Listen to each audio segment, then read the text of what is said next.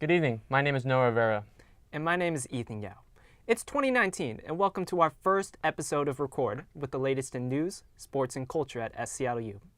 Later in the episode, we'll introduce you to Fashion Club and talk about some of SU students' worst date experiences. But first, the news. Earlier,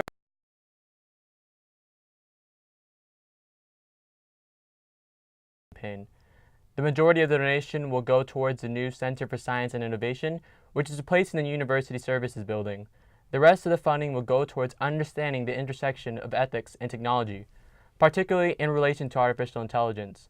Father Sundborg said the gift will help us reimagine STEM education in a way that touches every student at the university and prepares them to meet future workforce and societal needs in the region and globally.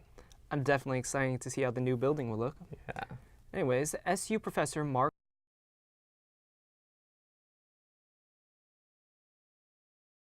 Urban Carnivore Project. This initiative will set up cameras throughout parks and green spaces in the city to monitor the action of coyotes and other wild carnivores. The program aims to monitor the animals living among us, not kill or relocate them. If you happen to see a coyote around the city, don't be afraid. Just shine a light in their face, shout, or make loud noises. And definitely let Professor Jordan know. And are you ready for the Year of the Pig? Lunar New Year is on February 5th. Seattle's annual celebration will be Saturday, February 9th from 11 a.m. to 4 p.m. at Hing Hay Park in the International District. The celebration will feature lion and dragon dances as well as other cultural performances. There will also be a special exhibit at the Wing Luke Museum in the International District this Saturday, February 2nd, complete with a lion dance of its own, craft making with local artists.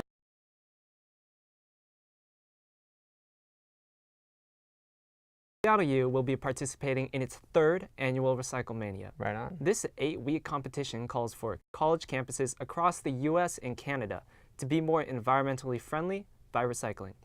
SU is aiming to be one of the top 3 schools in the competition this year.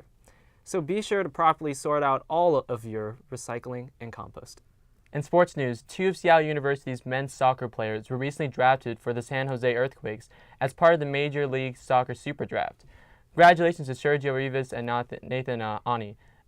Coach Pete Fuming said of Rivas, "He had a terrific combine, and I think he can play at the next level. I'm really proud of him." The 2 players make the 5th and 6th Seattle U Major League Soccer draft picks. Good luck in San Jose, guys. Congrats to Sergio and Nathan. SU athletes aren't just winning on the field, but in the classroom too.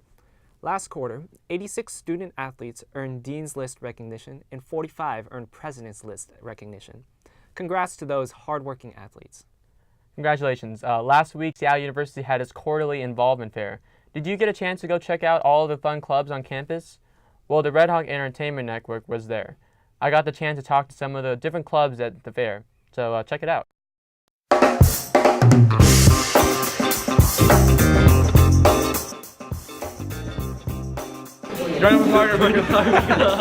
Nice job. Hi, I'm Brian, and we are part of the SUVSA, the Vietnamese Student Association, where we get to celebrate Vietnamese culture, but you do not need to be Vietnamese to join. Look at our officers here who are not Vietnamese. Wow! Our cultural show is called Xuân. It means spring in Vietnamese, and we hope to see you there on May 11th in Campion Ballroom. Yeah! Joy KSA, we're the Korean Student Association. We're brand new, but we have music the first Monday of every month. Dance Marathon is a student-run charity organization. We are partnered with the Seattle Strong Against Cancer Initiative and also Seattle Children's Hospital to help raise money for sick kids in the area. It's a great way to build community both on and off campus, and it's just a lot of fun. Our event is February 16th, and it is a 16-hour-long dance marathon, and it's a lot of fun. Hi, we're SU Hidaka Taiko. We have our second annual showcase, March 10th, 3 to 5 p.m. at Campion Ballroom. Right on. All right, hit the drum.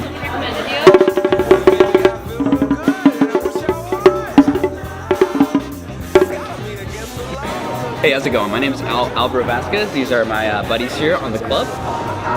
And you're staring here at Seattle University Esports and Gaming. We're a brand new club that just started this year. And currently we're focused on League of Legends mainly because it's the only tournament that was open after the club started. So we're currently competing in ULaw. Our team's actually a mid-tier team, which is really, really good for a first year, a school that just entered the tournament. We're really excited. We meet every single Friday from 4 to 6 p.m.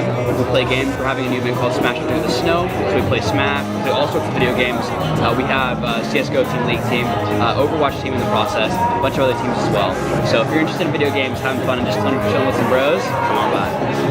We're Relay for Life, a fundraising organization through the American Cancer Society, raising money to end the fight against cancer.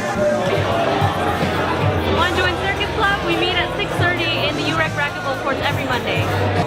So hi, I'm here with Circle K International. We're a service club, and we go out into the community and do a lot of really fun things. So you should join our club.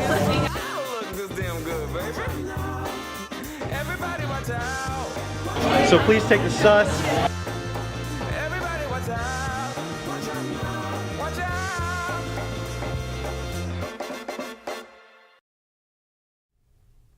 Wow, Noah, look at all those fun clubs. I'm definitely going to check out Circus Club because that seems really interesting. Speaking of clubs, I recently got the chance to talk to some members of the Fashion Club to see what all the hype is about. Take a look.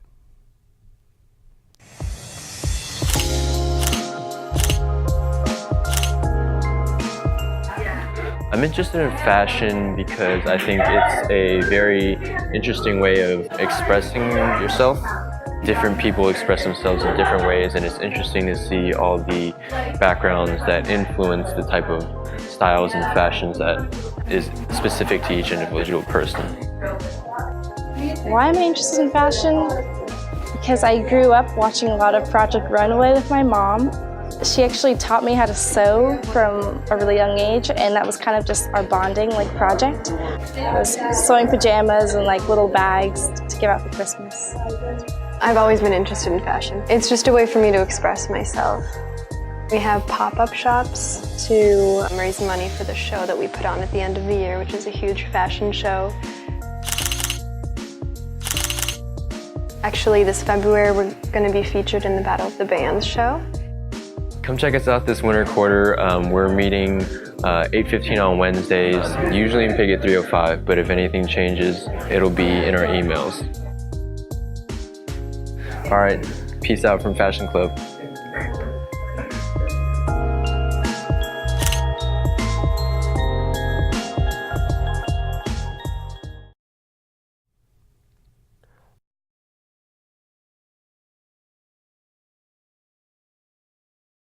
KXSU's Winterfest concert a couple weeks ago? Kind of. Well, I went, loved it, and got some exclusive post-show interviews with the musicians that played, courtesy of KXSU.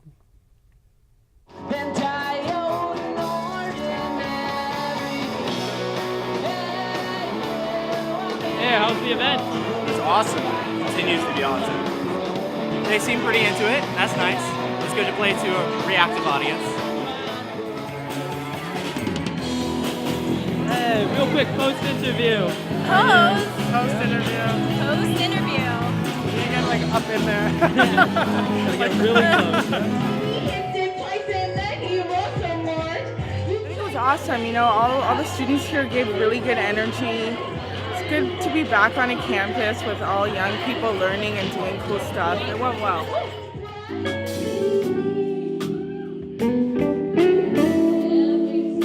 In the spirit of music, we had an amazing time. It was about connection and good musicianship and being with the audience, and it was just, it was a fun gig.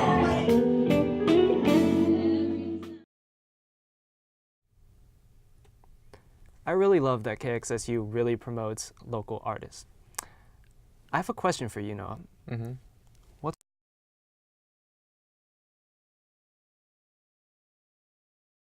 I kissed her by moving her hair, right? I accidentally stabbed her in the head with my hand. That goes right there. Little bruise. Oh my. I'm sorry for you, Noah, and I'm especially sorry for the girl. Anyways, our reporters Cameron and Sophia asked students around campus what their worst date stories were. Let's see what they said. Hey, I'm Cameron, and today we're asking SU students what their worst date experience is. What's your worst date experience? Well, one time on a first date, the guy said, "I thought I would ask you out since I heard you'd never been asked out before." Yeah, the date didn't go well. Alright, what is your worst date experience? My worst date experience was with a boy who, first of all, had the same name as my brother. He picked me up at my door and brought me flowers, and my dad answered the door, and then he tripped coming into the house and spilled the flowers all over my dad. Yeah. He continued to take me to an Italian restaurant and get spaghetti, which included slurping his noodles. Yeah, as one does. Took me star watching, which was really just playing loud, obnoxious country music out of his truck. Every woman's dream. Really, I mean, at this point, I was ready to be proposed to. I would have expected him to have a ring by then. Yeah.